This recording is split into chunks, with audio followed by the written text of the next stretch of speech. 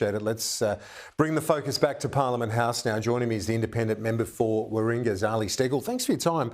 I noticed yesterday during the debate about the emissions standards for vehicles, you didn't really appreciate the Coalition's line of attack. Interesting, Zoe Daniel also got up and made her point to the Speaker. But you're basically saying it's back to the past with the Coalition's Tony Abbott-style campaign.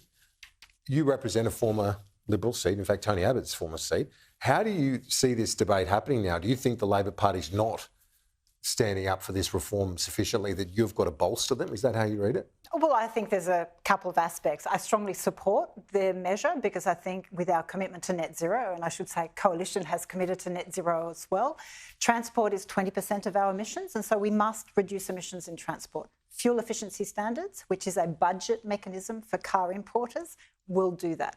It is not a tax.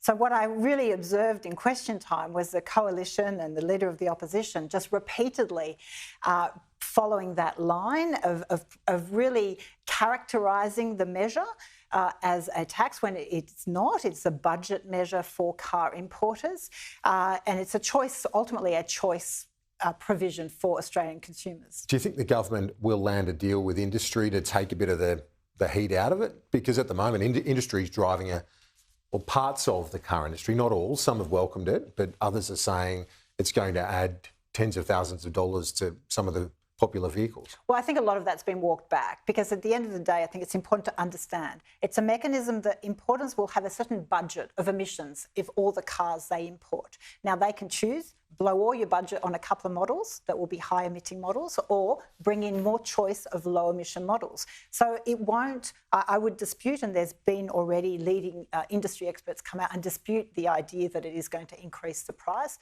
What it does is it increases competition and choice.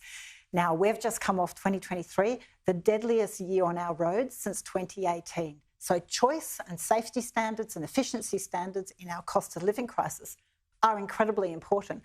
And I find it really bewildering to watch the Coalition go back to Abbott-era scare campaign instead of being constructive on good policy. You've got quite a percentage of tradies in your electorate, and this is being pitched as a tax on tradies. Are you concerned that the politics of that are difficult to fight?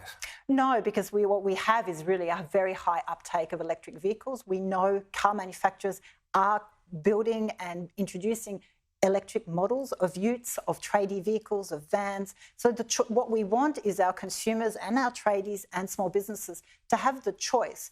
Without fuel emission standards, car manufacturers will dump the worst vehicles in Australia. And that is not to anyone's advantage. The politics of this in Warringah, can you give us a sense of how your constituents look at the prospect of EVs and more of them becoming available across our roads? Very strong demand, and really the uptake has increased significantly.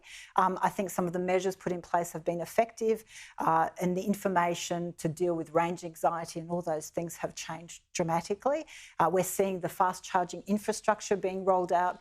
And also, let's get real, we have no Australian car manufacturing industry. We rely on our imports of vehicles, and we want as much choice from those manufacturers as possible. They have pretty much all committed to phasing out ICE vehicles. So the world is going in this direction.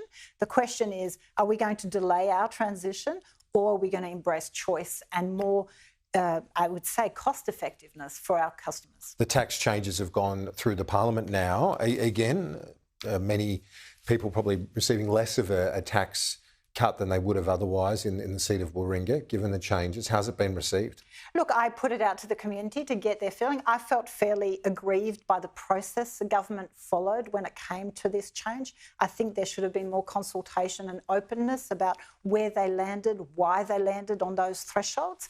But ultimately, about 80% of the feedback I got from my community was in support. People very generously stating, whilst they are receiving less of a tax cut than initially planned on, they recognise that people are hurting in the community and want to see more people get a tax cut. Zali Stegall, thanks as always. Thank you.